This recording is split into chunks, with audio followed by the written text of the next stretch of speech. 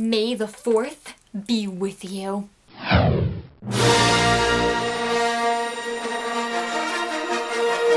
And what could possibly be better for Star Wars Day than a new Star Wars video? The answer is absolutely almost nothing, except, you know, maybe entering into the Star Wars universe and being able to fly a X-Wing. Oh, that would be pretty awesome.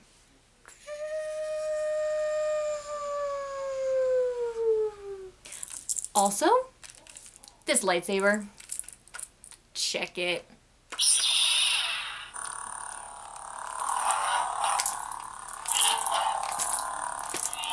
Supposed to make that clashy noise now.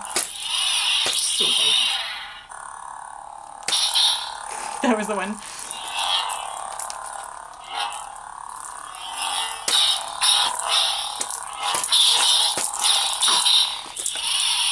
It is so cool. Beware the many costume changes in this video, but come on, it's not like it's a path to the dark side, so you could embrace it too. Next up, the novelization of The Force Awakens by Alan Dean Foster. We are gonna cut down right to the chase. I didn't love this book. I do like that they got Alan Dean Foster to write it, since he did write what I believe was the first Star Wars novel, but I didn't like his writing style. Therefore, it was very, very hard for me to get through. Okay, so the highlights of this book. There are a couple of very intriguing conversations between Kylo Ren and Snoke. For example, at one point, Snoke tells Kylo Ren that the Galactic Empire fell for one reason and one reason only. Darth Vader had a moment of emotional weakness. He gave in to sentiment. And there are other conversations between them where they're talking about Rey, always referred to as the girl, and always in italics. So obviously something is going on here. That, and the moment when Rey actually calls the lightsaber to herself right before the epic duel, Kylo Ren mutters, "It is you." What? Now it is worth noting also that Rey's vision when she finds the lightsaber is a little bit different in the book than what it was in the movie. There are a couple more scenes, like a couple of more details in the book than what we saw in the film. So I don't know if like they rewrote the script before it got to film, or I don't know why the difference is here, but there is definitely a distinct difference in the vision in the book and in the vision that we see in the movie. So you analytical people, I mean, you might want to read through that one a couple of times. Maybe just a little bit. And tell me what you come up with, because I'm all ears. Okay, I will admit that I think a big reason why I didn't like this book is because it did not contain what I most wanted to see from it. What I really, really wanted to see were a couple of moments that I thought were missing in the movie. There were no moments of Han and Rey interacting, which is really what I wanted to see, because it's really what I thought was missing in the movie, and unfortunately, there was none of that in here. So that was what I really wanted to see, and it just really wasn't there. So I'm trying really, really hard not to judge the book by that, because honestly, it's not the book's fault since it's based off of a script. But there you have it. The other big thing. I hated Han's death scene. I hated the way it was written. I hated the way that it came across, because it wasn't right. In the movie, we have Han reaching out to Ben, even as he's dying. He touches his son's face and gives him a look like he forgives him.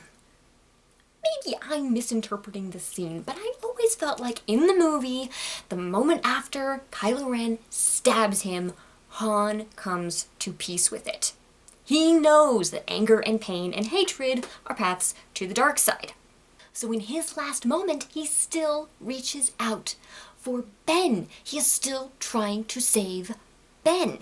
That one last gesture is one last redemption to the light side. It tells him that he loves him and that he still forgives him and he can come back. That is how that scene has always looked to me in the movie. That is not at all what we see in the book. Han doesn't reach out for him. There is none of this potential for the light. It is a very dark moment for Han, and there is no indication of this forgiveness and this eternal love. And an even bigger piece of my heart died reading it, and just know that it cannot be how it's going to be. No. I refuse. Okay, so despite the fact that I did not see what I wanted in this book, the writing style did really irk me, so it was very hard for me to get through. And there was no greater sense of familiarity with the characters than there was in the movie, which is really what one hopes to find in a novelization, but then maybe I have a crazy idea of a novelization in my head. For me, I feel like a novelization should delve you deeper into the story than the movie did, because the movie has a time restraint, and books really don't. So I feel like we should be getting a deeper or better look at certain aspects of the movie that the movie itself was not able to give us. That is what I think a novelization should be, but maybe I'm nuts. For all of these reasons, I do give the novelization of The Force Awakens 3 out of 5 stars. It does offer up a couple of extra scenes that we didn't see in the movie, but other than that, it was pretty on par for the movie. So I don't know, I'd just prefer to watch the movie at this point. A good Star Wars book? Before the Awakening. This is by Greg Rucka, and this tells the prequel stories of Finn, Rey, and Poe, so kind of what they were doing before The Force Awakens. Oddly enough, that's why it's called Before the Awakening. I actually really, really loved this book. I'm not always a huge fan of prequel stories when they do them, because a lot of times I feel like prequel stories are not done really, really well. This one was excellent. My favorite story in here is actually Finn's story, and it's the first one in here, and it was very, very interesting for me to see him in the life of a stormtrooper. Bonus, you also get to see more of Phasma, which was fantastic because honestly she did not have enough screen time in episode 7. I'm very happy to hear that she is coming back for the next movie, but still, she didn't have enough screen time in episode 7. Rey's story is also very, very good. It does also answer the question of how on earth was someone who has never flown a ship or left her planet able to fly so many ships so well. And they really answer that question. Whether or not everyone's going to be satisfied with this answer is a different question, but I accepted it. I'm like, yeah, that totally works for me, so we're cool. I'm cool with it. And then, of course, Poe's story. Love Poe Dameron. He's just cool. He's just awesome. And it also has his story, and in his story, we do get to see a little bit more of General Leia. So really, bonuses in every single one of these stories, and they're really well done, and they're really well told, and they're very interesting stories. They're not just, oh yeah, so this is what we're up to in normal life. They're specific moments in the lives of the characters before The Force Awakens, and they're specific and important moments too. So it's very interesting read. I've been loving this series that they've been doing. I also reviewed in one of my last Star Wars videos a couple more of these books. There was one for Luke Skywalker, Weapon of a Jedi. There was one for Han and Chewie, which was Smuggler's Run. And then there was Princess Leia's, which was Moving Target, and all of those were really good books. So I love this series that they've been doing. They are classified as juvenile fiction, so if you haven't found them, like at your local library or something, that's probably why you do need to look in the children's area for these books. And like I said, they are really fantastic. So yeah, don't miss out on these just because they're kids fiction. They're definitely worthwhile reading, so definitely grab them and check them out. I've also just learned that apparently they've done a series of short stories that they've compiled together into an anthology called Aliens Volume 1, which is also another part of the series, so I'm gonna have to check that one out. Right, I have to show off my new shirt too because, well, it's awesome. Right. And I just finished, literally last night, listening to the audiobook of Heir to the Jedi by Kevin Hearn. So this one threw me off a little bit because I had heard that it was part of the new canon for the Star Wars universe, and only come to find out that it's actually, technically, it was supposed to be the final book in a series of standalone novels that take place with each of the characters in between A New Hope and The Empire Strikes Back. And they'd already done Han Solo's story, which was Honor Among Thieves, if you've read that, and then they'd also done a Princess Leia story, which I don't know what the title of it is, but Heir to the Jedi was Luke's story, and it was the one that was going to be published last, and it had not been published at the time where they came and decided, yeah, okay, so everything in the Star Wars universe up to this point is now no longer canon. It's all legends. And so the decision was made in I don't know, the publishing or something, that Heir to the Jedi, which was Luke Skywalker's story, would no longer be considered part of what was going to be this potential trilogy, and I guess they changed some things around in it, and it's now actually considered part of the new Star Wars canon. So yeah, it's a little convoluted, but anyway, it's technically part of the new canon. I really, really enjoyed it. It was a story that takes place after A New Hope and before Empire Strikes Back, so it's kind of Luke still trying to come to terms with the whole Jedi thing and the Force, and I felt like Kevin Hearn had a really, really interesting and kind of clever way in showing us how Luke could explore a different avenue of the Force and try and figure out what it means for him and for his life. And I really found the story very interesting because we do get to go back to Luke when he's a little more naive and he's a little more impulsive and rash, and he's still pretty much the farm boy from Tatooine, just post-Battle of Yavin. So he's dealing with being a hero, but also not really feeling like he's much of a hero himself yet, because what he wants to be is a Jedi, and he has no idea how to be a Jedi. And that's one of the storylines that was really running through Heir to the Jedi, the title of which, by the way, was to be a kind of homage to what else? Heir to the Empire by Timothy Zahn, because Timothy Zahn's Heir to the Empire has been highly regarded as kind of the beginning of the great Star Wars universe, and so Heir to the Jedi was sort of named after that. It was good, but it wasn't quite Heir to the Empire good. But the big thing that I really, really liked about this story, I recently read Truce at Bakura, and it was a very interesting story because you have the Alliance and the Empire being forced to team up against an alien invasion shortly after the events of Return of the Jedi. So they're, you know, still complete enemies and at each other's throats, and they have to team up with each other, and that was vastly interesting and entertaining. The one thing that I really didn't like about Truce was that they do introduce a love interest for Luke Skywalker, and I don't know, I had just come off finishing Final Command, and that kind of starts a relationship, possibly, maybe, with Luke Skywalker and Mara Jade, and even though Mara Jade is apparently no longer considered canon, which I'm still having a huge issue with because I really, really like her, take a deep breath.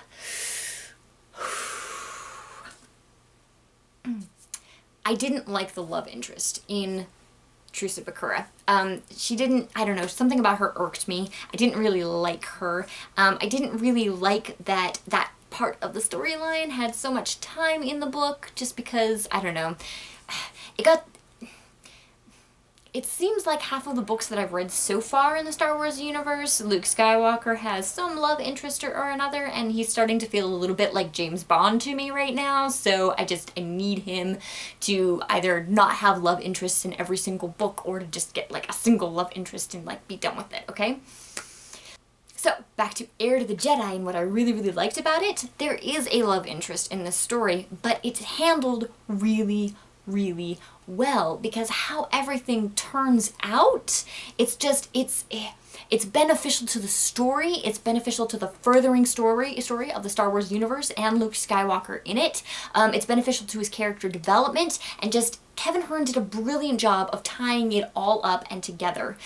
He also made the love interest a very, very interesting character, so even though in the first couple of chapters and I was just like, no, not another love interest, I actually found myself becoming really, really attached to her, because she was very fun and she was very interesting. And then just the fact that it turned out at the end of the book that just it served a purpose, it served a greater purpose, and it did work for the character development of Luke Skywalker. It satisfied me. It was perfect. I do give Heir to the Jedi 4 out of 5 stars, and that's by Kevin Hearn. If you guys want to check that one out, that one was pretty good too.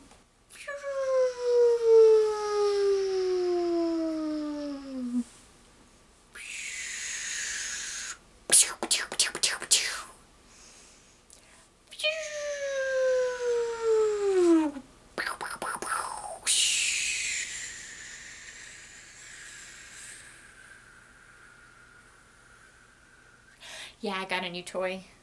It's fun. It's an X-Wing. I am my very own X-Wing now. It's not red, but that's okay. I was just browsing through the library catalog one day at work and I found something completely amazing that I'd never heard of before, and I cannot keep to myself any longer. And this is the part where you need to cue up the Star Wars music in your head because this announcement. The Star Wars. This is a graphic novel of one of the original first drafts of Star Wars that George Lucas ever wrote. This story is completely different from the Star Wars that we have now, and it was totally fascinating. This is a completely different universe. It's a completely different world. It's almost a completely different storyline with like characters that are familiar but with completely different personalities or jobs, and just it was so very interesting, and I loved every minute of it because going through the stories, I mean, so much of it is recognizable because so much of it was actually used at some point in the original trilogy, and you're like, oh, okay, so I see what they did there. They took that and they snipped it from there and they just put it in here, and okay, that was good. And then there are other things like the fact that Darth Vader was not apparently originally intended to be a Sith Lord. He was just a dude. He was just a general in the army. And then, so one of my favorite characters in this was actually the Sith Lord that they did have, who wasn't Darth Vader, but they did have a Sith Lord in here. And I'm actually I'm a little miffed because I liked him so much. And with the way that the story ends, I mean, it's a terrible cliffhanger if you like that character. So you just, I mean, this is based off of a first draft of a story that was never technically officially written, so I'm never gonna find out what happened to that version of this character that no longer exists in the Star Wars universe. I'm a little miffed about that. But the big thing about this story, the more I read it, the more so many confusing questions about the prequel movies started to have answers. One of the major differences between this first draft that they've compiled into this gloriously beautiful graphic novel, by the way, I mean, just illustrations, they are kind of fantastic. So this is gorgeously beautiful, as well as being super, super interesting and intriguing and informative for Star Wars fans such as myself. Luke Skywalker is not the wannabe Jedi that he is in our beloved Star Wars first film. He is in fact an older Obi-Wan Kenobi type general of an army on a world, and Anakin Starkiller is the Padawan that he gains in the first couple of chapters here, and you can obviously see, I mean, obviously you see the correlations between Anakin Starkiller and the eventual Anakin Skywalker. I mean, the personality is identical. It's identical. Anakin Starkiller is not like the Luke in this story. He's completely different. He has so much of the same personality as Anakin Skywalker eventually does in the prequel movies, but the big thing in this story, Princess Leia is essentially Padme. She resembles very little the Princess Leia that we know and love of the Star Wars movies, and obviously since she's, you know, like 16 or something in this, and Luke Skywalker is already like in his 50s, they're not twins. They're not twins in this, not originally. So just in reading this, I was suddenly able to come to an understanding of why the prequel movies turned out quite the way that they did, and it was because I recognized in this storyline, especially between Anakin and Leia in this graphic novel, so much of what eventually made it into the prequel movies. I think now my personal opinion here is that when George Lucas got the go-ahead to do the prequel movies, he thought, awesome, fantastic, I will finally be able to use these ideas that I didn't get to use in the original trilogy, and it's all gonna be fantastic and epic. And I think perhaps that blinded him, that excitement of being able to use all of that story information that he wasn't able to use before, that he was going to be able to do it in the prequels. And I think that's part of the reason why the prequel movies didn't quite mesh with the original trilogy, and that's because he was working with a story that had never come into existence, and he was so focused on reusing this material that he never really got to use in the first place, that I feel like maybe that just altered his judgment a little bit. Maybe blinded him just a little bit with how, you know, the vision of what he wants and then the vision of what he actually got. So you can obviously tell there is a lot in this first draft version of Star Wars that was eventually recycled into the prequel movies, and I think that probably has something to do with why the prequel movies never quite meshed up with the original trilogy, and they were never quite up to par with the original trilogy either, is because he was working with ideas that he had already had and had ruminating in the back of his head for, what, 20 years? And I'm not saying this as an excuse for the prequel movies that should have been or could have been. More as just, it makes me understand how it happened. It makes me understand how we could have gone from the original Star Wars to the prequel movies. It's just a very interesting look at what almost was and then how it evolved into what actually came about. If you're watching this video, obviously you have some passing interest in the Star Wars universe, both new and classic. So, if you are in fact like me and you want to know more about the inner workings of the Star Wars universe and the minds of the people who wrote it, this is a pretty interesting and fantastic read. The Star Wars. It's a graphic novel. I have no idea where you can find it because, yeah, I picked this one up at the library. I am only going to give this one 3 out of 5 stars because as interesting and fascinating as it was to read, the story was... It felt pretty disjointed, and there were just entire sections where they were bouncing back and forth, and I had a really hard time figuring out what was going on. So just for that, for just not being able to follow the story really, really well, I only gave it 3 out of 5 stars. But like I said, it's totally compelling, and it's super, super interesting. The Star Wars. Check it out.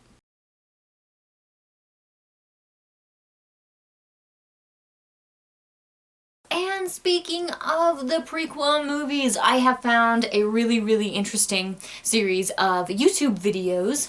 The first one is called What If Episode 1 Were Actually Good by Belated Media. This is a very, very interesting idea because basically this guy goes through and he tells a different version of the story of Phantom Menace. The premise of the idea being that if he had been an executive at Fox Network when George Lucas said, "Hey, what about this idea?" he would have said, "Hey, we think that's awesome, but what about this?" Or, "That doesn't quite make sense," or, "This would make a much better story." So it's very, very interesting. He goes through and he has a video for Phantom Menace, for Attack of the Clones, and for Revenge of the Sith. I don't agree 100% with the story ideas that he comes up with, but he has some very, very interesting ideas. My favorite idea? The prequel movies should have been an Obi-Wan Kenobi character arc. He should have been the focal character, and everything that happened should have been mostly from his point of view. That would have made such an interesting story, especially going from the prequel movies as Obi-Wan Kenobi's story into the original trilogy, which is Luke Skywalker's stories instigated by Obi-Wan Kenobi. And between the two, Anakin Skywalker's story right there. That would have been a brilliant idea. That's my favorite idea of all of the ideas that he came up with, and he came up with quite a few. So that video is called What If Episode 1 Were Actually Good, and the channel is Belated Media. The first video does have quite a bit of swearing, so much so that he actually did do a censored version, which is the version that I watched, and you can find the link for the censored version in the original version. And then from there you just watch the one for episode 2 and then the one for episode 3. Speaking of fantastic YouTube series for Star Wars, there is one I have found that is absolute gold. The YouTube channel is called Jamie Stangram, and he is doing a YouTube show called These Are the Actors You're Looking For.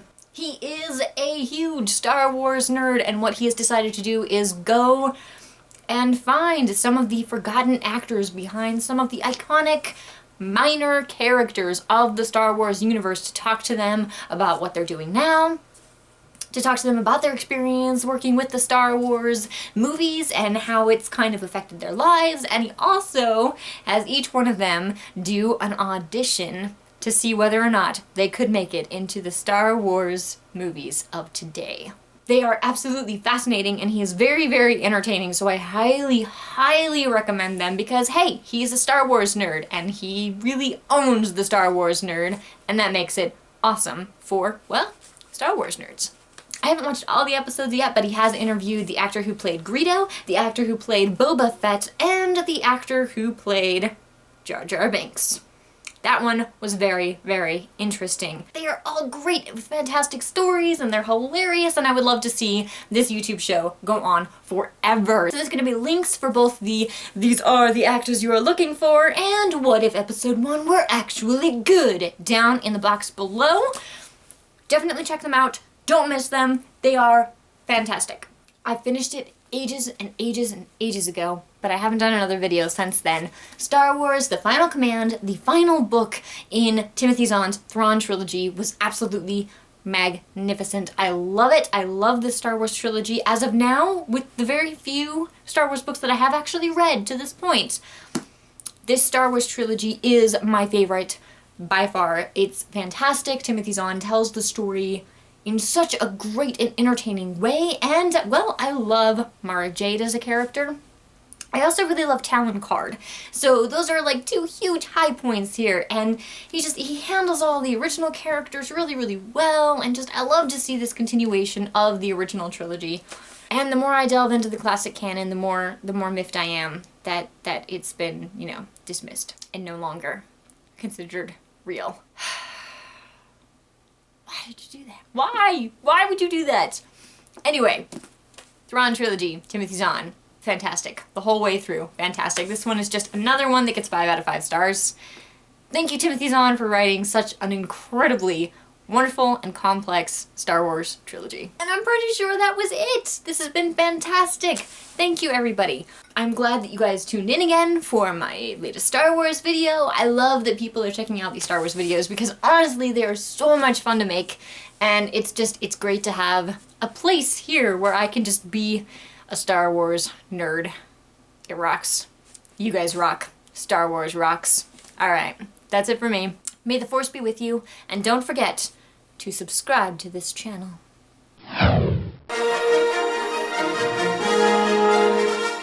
I do give heir to the Empire. Heir to the Empire. So, what did the Rancor say when it ate a Wookiee?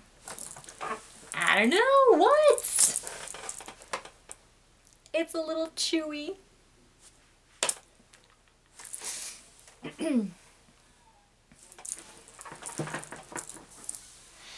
What did Kylo Ren say to General Leia?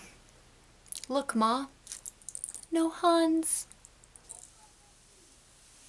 I know that one's still too soon. Oh, I'm gonna cry now.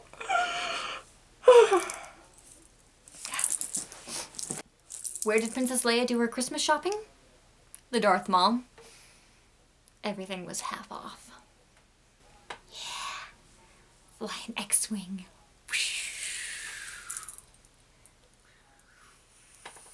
With much more grace than that, of course.